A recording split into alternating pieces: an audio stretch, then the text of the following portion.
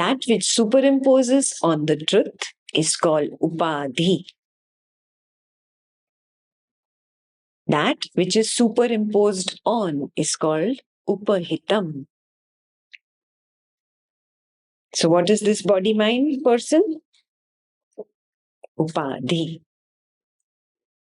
It is superimposing on the witnessing awareness, the space of witnessing awareness. So that space of witnessing awareness is upahitam. Yes, but I cannot do. That's why, don't you feel bound sometimes? Yeah. When you taste a chocolate, you don't really taste it. Yes. You don't really taste it. That is why you want more. You feel, when I take more, I'll taste it. When I take more, I'll get of the flavor, but I don't really taste it. Yes. When you indulge in sexual pleasure, why do you want to repeat it? Because you think the next time I'll get it. The next time I'll get it. When you smell something, you don't really smell it. That's why you keep doing this. You keep doing this. You want to smell. Then you fake it. Okay, this is it. This is all I get. Okay, this is smell. This is amazing. This is great. You cannot really experience this. You don't really think. You want to think. You want to be in control. That is why you say, I want these thoughts to stop, but they don't stop. And you want to continue thinking about your childhood sweetheart, but something or the other comes up and that entire memory goes away. You want to hold on to it again. That is why you want to go back to your dreams. A yummy dream. You say, I want this dream again. But you cannot go back to it. Have you noticed? Because you cannot think. Because you cannot generate thoughts.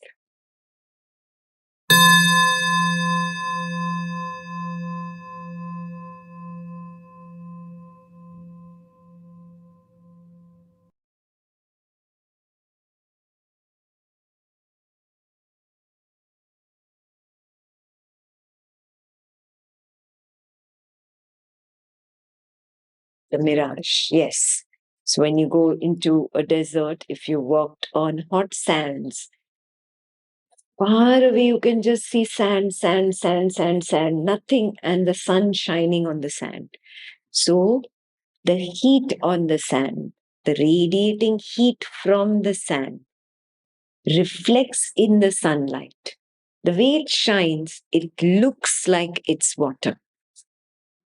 And you naturally get very thirsty when you walk in a desert.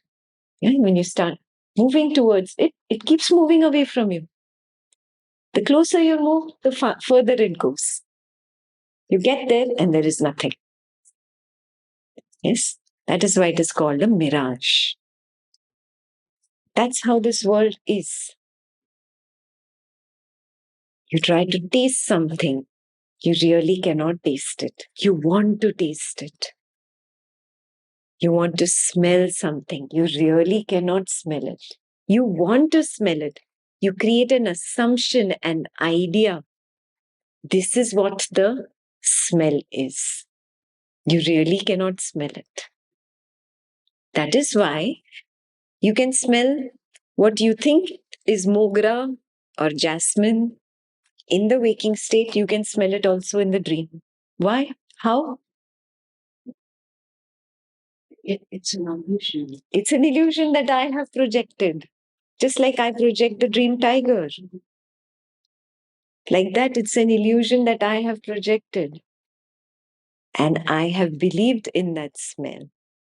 I have not only just projected in the dream, I project the waking. It's an idea that I project. There is no smell out there. I cannot smell. That is why you struggle. Why do you keep eating? Why do you have this weird relationship with food? You go to the movies, you want to eat. You meet friends, you want to eat. You don't meet anybody, you want to eat. You're getting bored, you want to eat. Why do you have this weird kind of relationship, almost disastrous relationship with food? You feel the emptiness. Yes. You think you will get it. You think you will get it. You have this relationship with everything. That's why you run behind name, fame, money. I will get it. I will get it. One day I will get it. Why is it called bin pende ka lota? Why is the mind called a bottomless pot? What is the meaning of that? Who is the mind? Is mind separate from consciousness? What does it actually mean? Even if it has originated from consciousness, the craving of consciousness can never be satiated.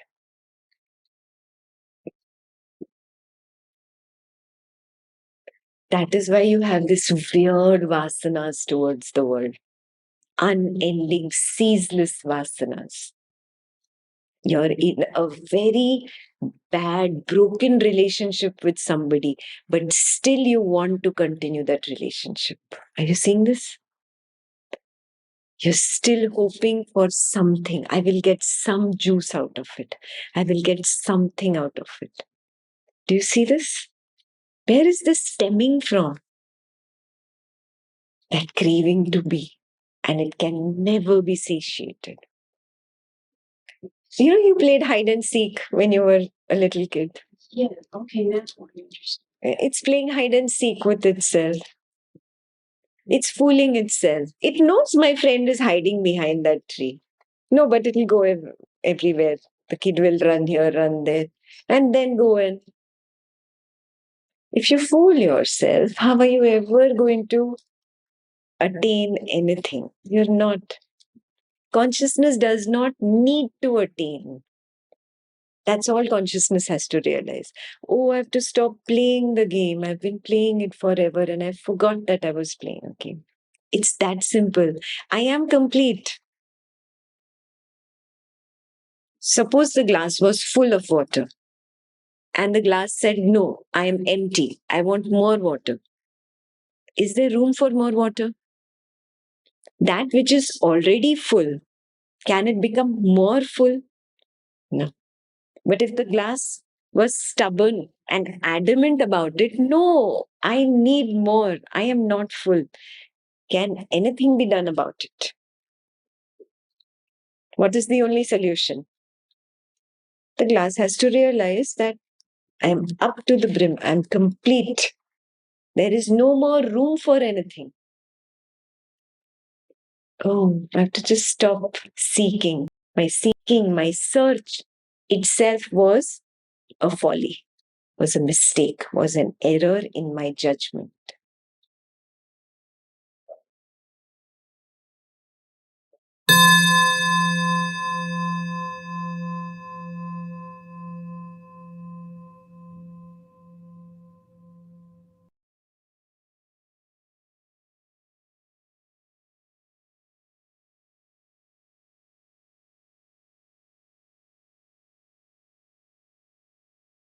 Dispassion comes later when consciousness realizes, oh, it was a folly, it was an error, pointless game. Now true dispassion comes towards the game. Oh, it's just a game. Consciousness is not true consciousness. It's all. So it created the two, no? It believes in the duality. There's no getting back. The glass does not have to become full. It is full. It has to just see it. Not even get back. Just see it. The moment it's, yeah, just realizing, just seeing is sufficient. The moment you see it, then there is this passion towards the world. Why will I play the game now? Now the game ends.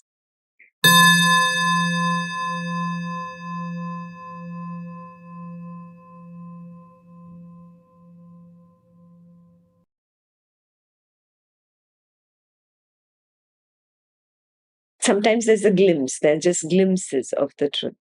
You don't want to see. That is the problem. Because you still feel that I will taste that fruit one day. One day I will get that pleasure. One day touch will satiate me. You still have that hope. That hope is what is your obstacle. That is stopping you from recognizing that the glass is full.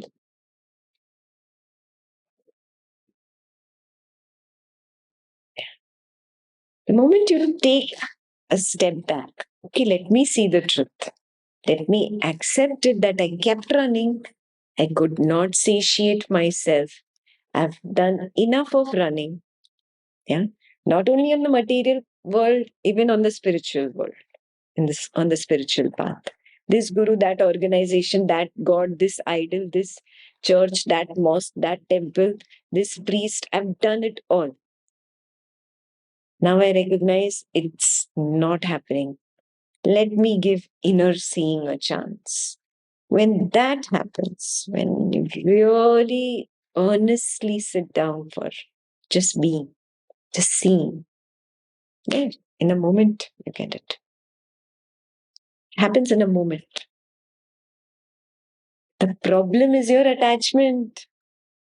You want that vasana. I will get it. Others didn't get it, but I will get it. That is the problem. So run a little more. You know how the little kid says to mama, no, mama, I want to play a little bit, little bit. So mama says, okay, play. I'm keeping an eye on you.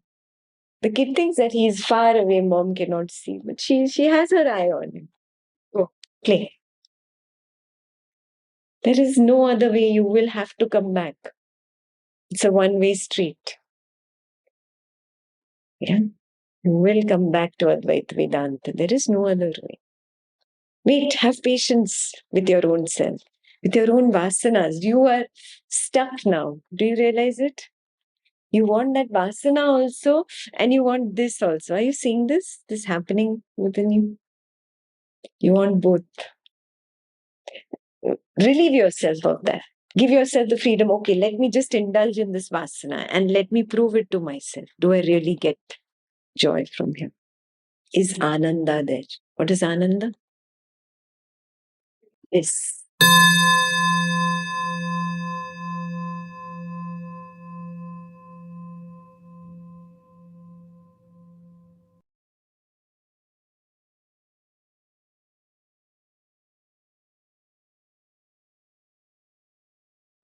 For some people, Viveka needs to be sharpened. For some people, I know your Viveka is sharpened. I know you can see it.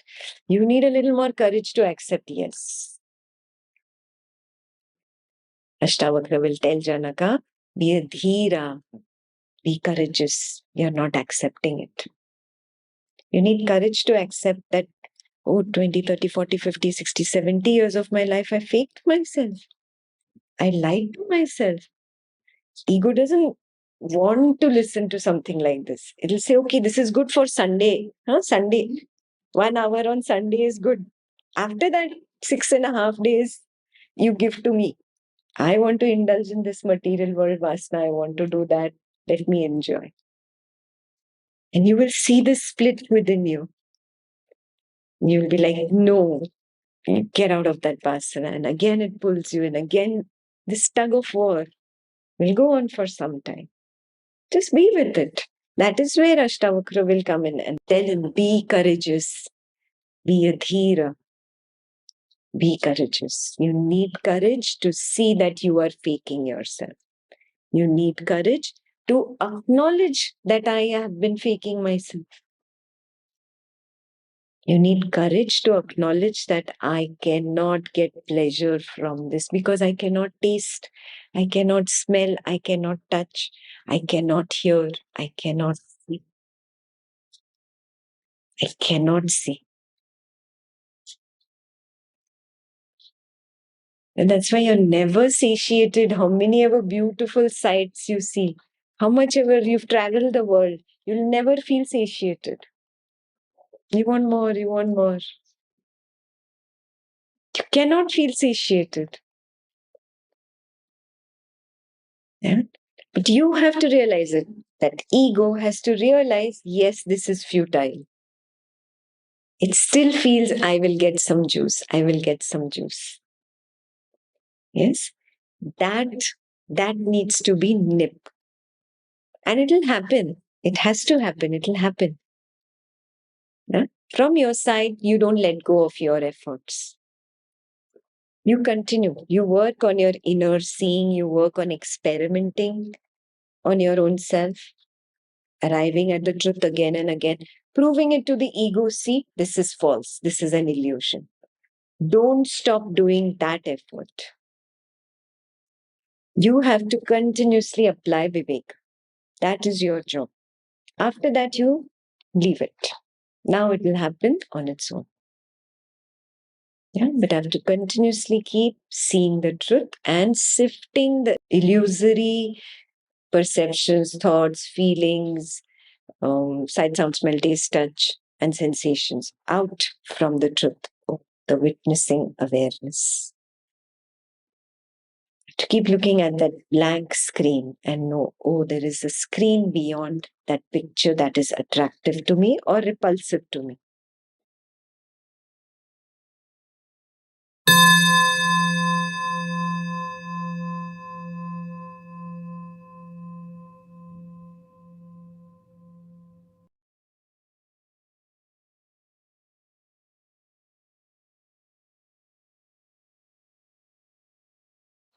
When you throw a bottle full of water into the ocean, then the ocean is inside the bottle and outside the bottle. Yeah, this bottle is containing the ocean. The ocean that is inside the bottle seems to be bound. Is it bound? It just seems to be bound by this bottle. Yeah.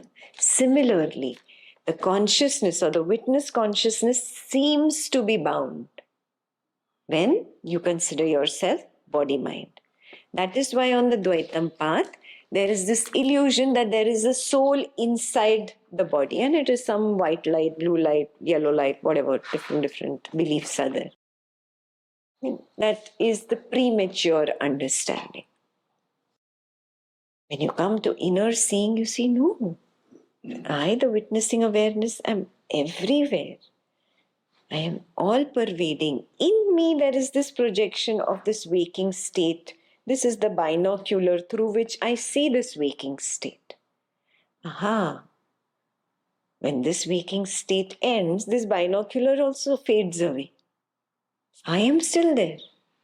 There is a new binocular called the dream character through which I witness the dream world, the dream state. That lasts for a little while. Then that also fades away. Yes, I am still there. Yes. So, what is superimposing on what? The entire waking state is superimposing on me the space of witnessing awareness. The entire dream state is superimposing on me the space of witnessing awareness. And the absence of both that I interpret as darkness, absence, nothingness, all that is superimposing on me. I am not something, I am not nothing, I am beyond.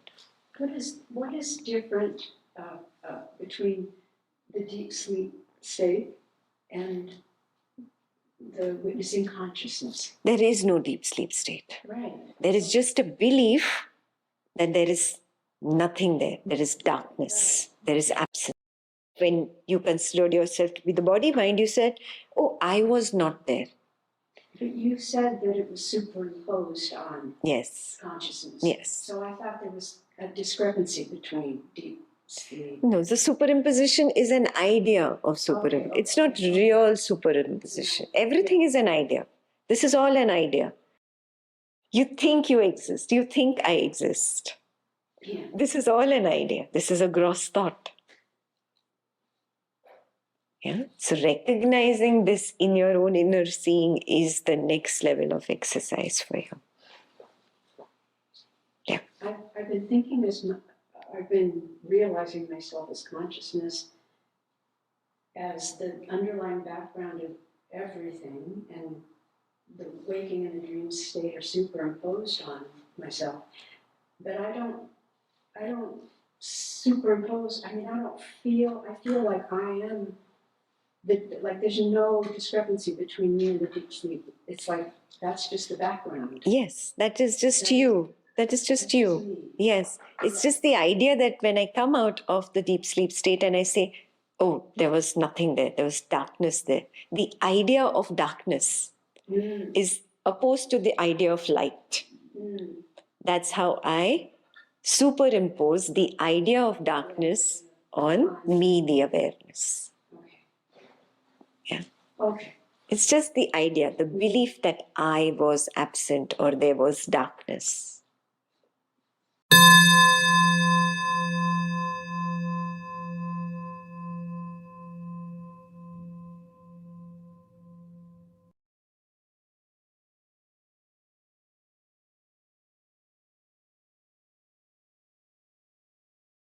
So there is the primordial awareness, and then there is the witness consciousness. And then there is the I. No, the witness consciousness is the I. Okay.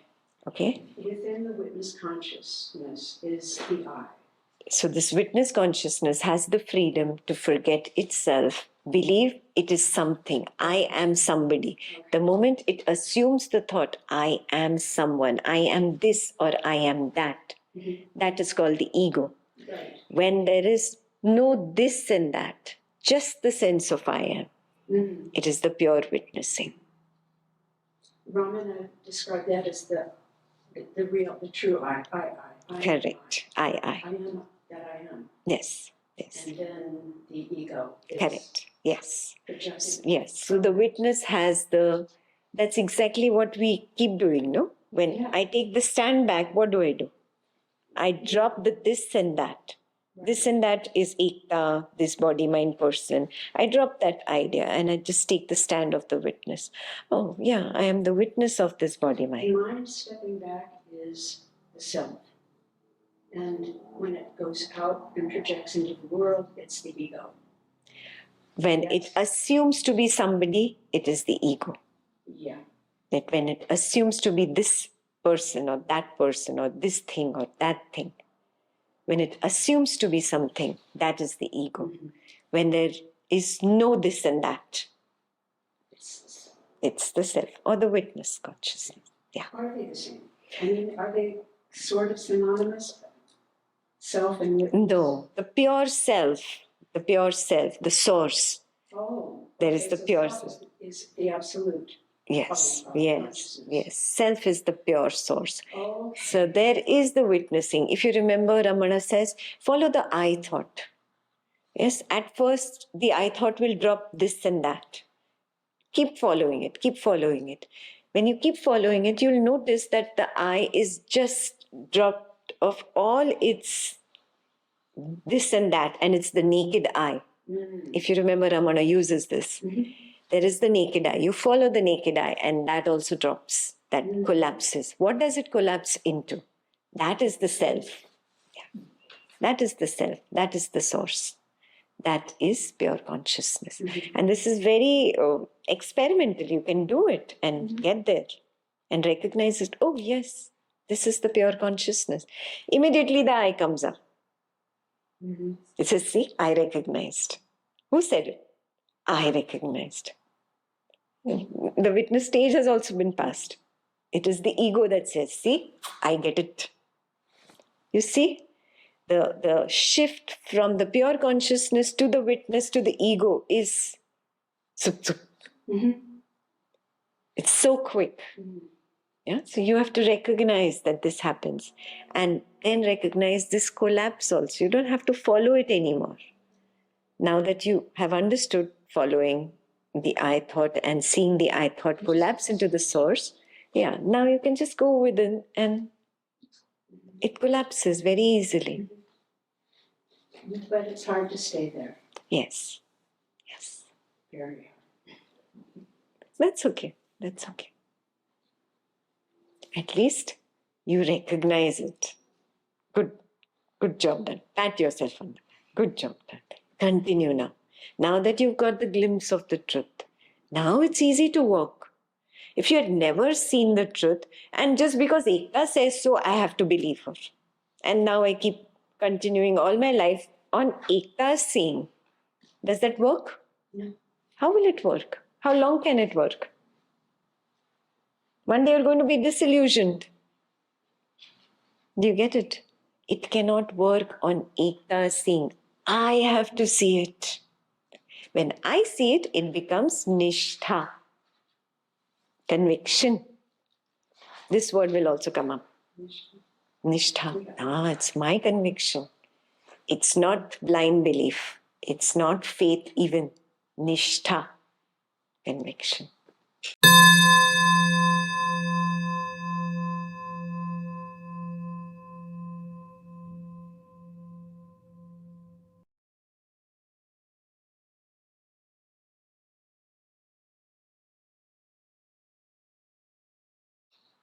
So the superimposition is more applicable in the waking world. Even the dream world is a superimposition.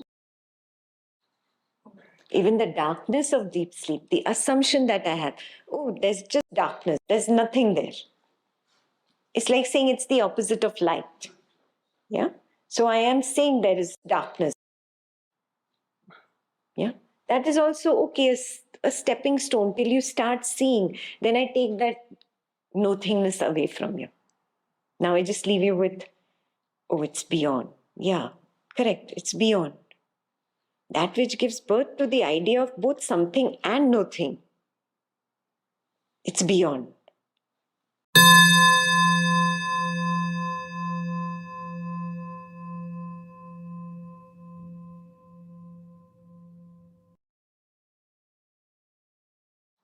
If I am consciousness, then why?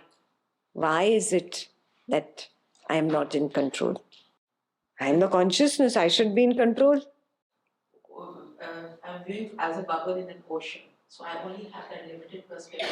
That's the reason. I have assumed to be the bubble in the ocean. Because of my own assumption, I am limited. I limited myself. I say, okay, I'm going to play this role in this story. I have given that role to myself. I wear that costume, I go on stage, and I will say only those dialogues that I have set for that role, correct? So what did I do in the entire game? I limited myself. I chose to limit myself. Now, when I've chosen to limit myself, I've forgotten that I am consciousness. That is why I'm not in control. You can see it. You can recognize it. The moment I become Ekta and I take up the role of Ekta, then I want to be in control. I want things. I want this. When I take that step back as the witness, I recognize, oh, it's all me. I have to desire and it happens. Haven't you noticed this? Whatever you have in life has been born out of your desire. Even the negative things are born out of your fears. I don't want this. What is that? A desire. I want is a desire. I don't want is a desire. Both are desires. I didn't want it and I gave it so much attention, energy. I don't want this, I don't want this, I don't want it. It manifested. That's how I have the tiger in my dream chasing me. I don't want the tiger to chase me. I don't want it to chase me. That's all I'm thinking about. Yeah? Projection happens simultaneously with manifestation.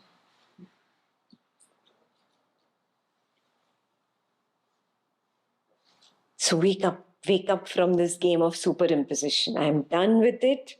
I have seen it enough. Now I'm going to just take that step back and let whatever has to happen, let it happen. Consciousness has a program. The program is Wherever the energy is concentrated, please manifest that. That is the code of the program. Program doesn't understand your German, your English, your Malayalam, your Telugu, your Tamil. No. The program understands wherever the energy is concentrated. Manifest that. You concentrate your energy on chocolate ice cream manifests. You concentrate your energy, I don't want to see this neighbor. I don't want to see this neighbor. I don't want to see this neighbor. Every morning you both leave for office at the same time. See, You manifested it. You manifested that situation. You said it so many times. I don't want to see this neighbor. He and you have to go via the same route to the same place. You are going to bump into. Yeah?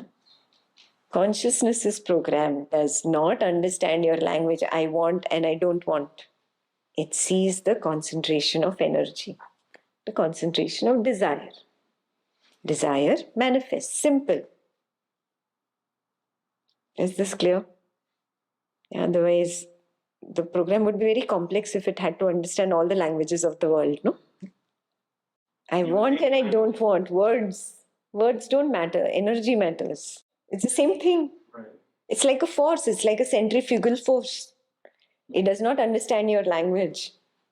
English, French, German, Polish. It doesn't understand language.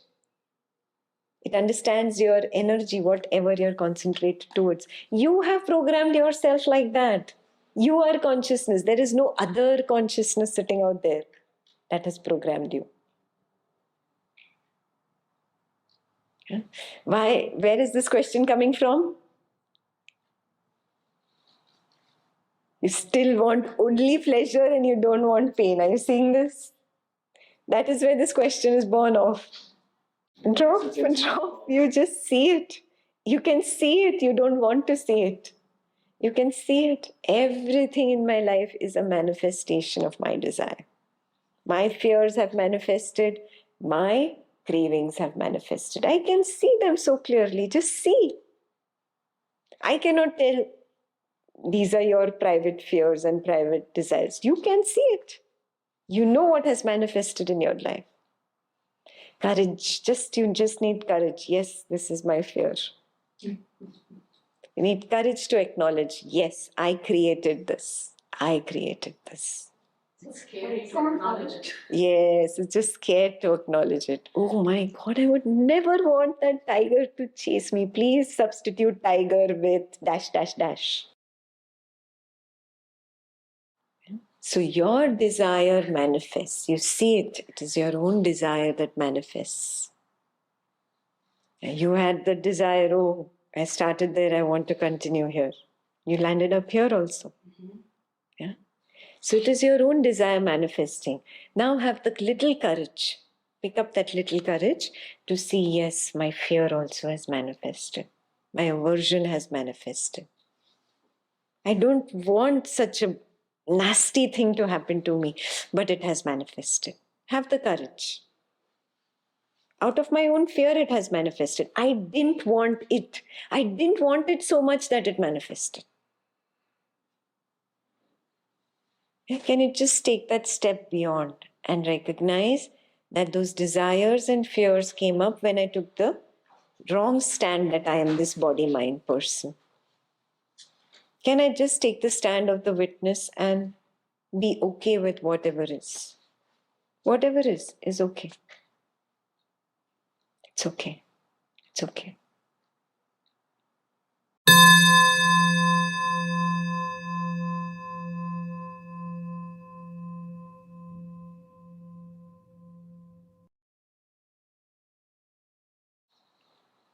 So the first line is clear.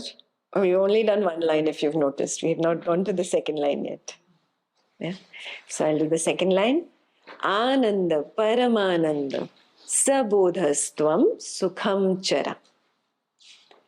You are bliss. You are supreme bliss. You are all-knowing. Bodha, all-knowing. Just by recognizing this truth, you will be happy. Lots of people just translate it as be happy. It means by recognizing this truth, only by seeing this, will you be happy. So which truth do I recognize? That I am that screen on which the waking state projects for some time. Then the dream state projects for some time. And then the darkness of deep sleep, the idea of nothingness, projects for a while and goes away. I am that screen. I know it all. Bodham, all knowing. I know the waking, I know the dreaming, and I know the deep sleep. Only by recognizing this in my inner seeing, not intellectualizing it, not memorizing it. And I recognize it in my Swapna Nidra Jnana Sadhana. Aha, I am beyond. I cannot be affected by it. You get another kind of power. I know this is just a game. Yeah? And I know that Ekta is the teacher in this game and is speaking, is explaining this. I am simply witnessing. I cannot speak. I cannot speak. And I cannot even know what she is going to speak. I know at the same time that you know. I know the actions that happen through this body, the same time the others see the action happen. This is all a projection of my desire. I am that screen, the consciousness that is projecting this waking state thought right now.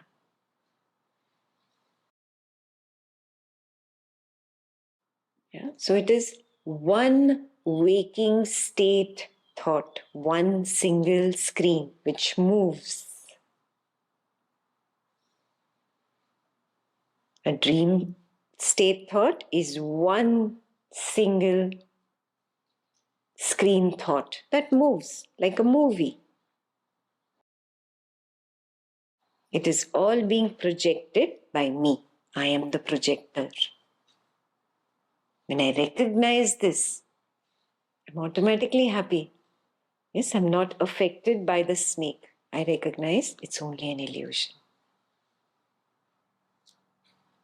It's just a thought, just a thought. That is the meaning of recognizing that it is an illusion. I just recognize the waking state as a thought. When I see this as a thought, a moving thought, then I recognize, oh, it is only an illusion. Yeah, I remove that snake from the rope.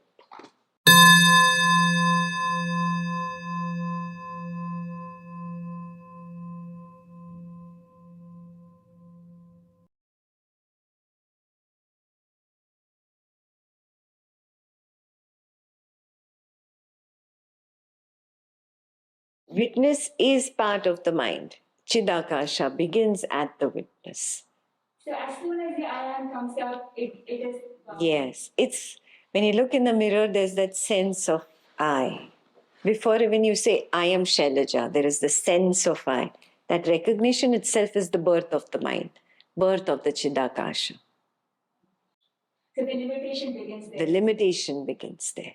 So I have imposed on myself to be already. The desire happened much before that. The question arose because I'm trying to see why cannot I recognize myself? The I am recognizing itself every single time. So what is the limitation? Who can what prevents me? So the limitation starts there. Limitation starts there. Plus, it is lots of vasanas that are clouding. As the cloud starts thinning, you will not have so many dreams.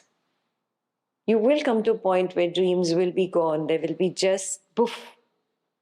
Yeah, there is just going into the eye disappearing. The collapse will be very apparent, very clear. The arising of the eye will be very clear. The holding of the eye onto this and that will be very clear. This recognition will become very clear because there's thinning of the clouds of vasana. Right now, there are still vasanas. If not material level, there are still spiritual level vasanas. Yeah? Those of us who've been walking the path for a long time on Dvaitam picked up spiritual vasanas. Yeah, so we have lots of concepts, ideas, cravings on the spiritual path. Drop, drop, drop, drop, drop. What is clearing the vasanas? The recognition itself starts clearing the vasanas. There are two paths, yoga and bodh. These are two paths. Somebody who, a little child who's immature, cannot understand higher physics, higher mathematics. I teach ABCD to a child. Like that, spiritually, when you're immature, when you're a beginner, you are told, okay, at least close your eyes and look within. Okay, what do I close my eyes and do? Beginner. So you're given something. So at least 10 minutes you manage to close your eyes. Okay, I close the eyes and I say this mantra. And the mind will quieten down. You don't have to say Brahman, Brahman. Even if you say chocolate, chocolate for 10 minutes, your mind will quieten down. It's going to have the same effect. But you attributed it to saying, oh, I said Brahman. Yeah? That is the path of yoga. Yeah? You begin from that path. But then on that path, you get attached. Oh, now I'm attached to the word Brahman. Oh, and I did Brahman. Somebody else could not close their eyes and do Brahman, just the word. So they were given the rosary beads. Okay, now you turn the beads and say Brahman that many. Oh, that's easy. Okay, I can count 108 on this. This is easy. So then that person got attached to the rosary bead. Somebody else was given another rite or ritual to do. Okay, you cannot close your eyes. You can't count. It's too tough for you. Okay, at least pray. Think that God that was inside me, I'm inviting God outside and it is in this statue, in this idol. Now you pray to this God. Yeah? And seek forgiveness, be grateful. And then it gets extrapolated to asking, you give me this, you give me that.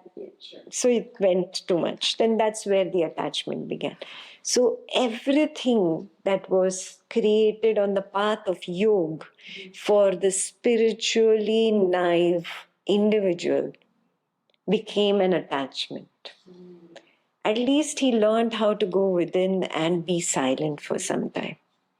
Yes, when he learns to be silent, when he recognizes the silence, now he's supposed to drop all these stepping stones. Just like when you climb up the ladder, you have to let go of that step and go up. But now you say, no, this ladder helped me. Now I'm not going to go. Oh, then you're not going to progress. Those are the attachments. Those are the spiritual attachments. Spiritual attachments. Yeah. So do you get this? Spiritual attachment can be my hindrance. Yes, yoga is the beginner level path. Now I come to bodh. What is bodh? Recognizing that I can see it directly.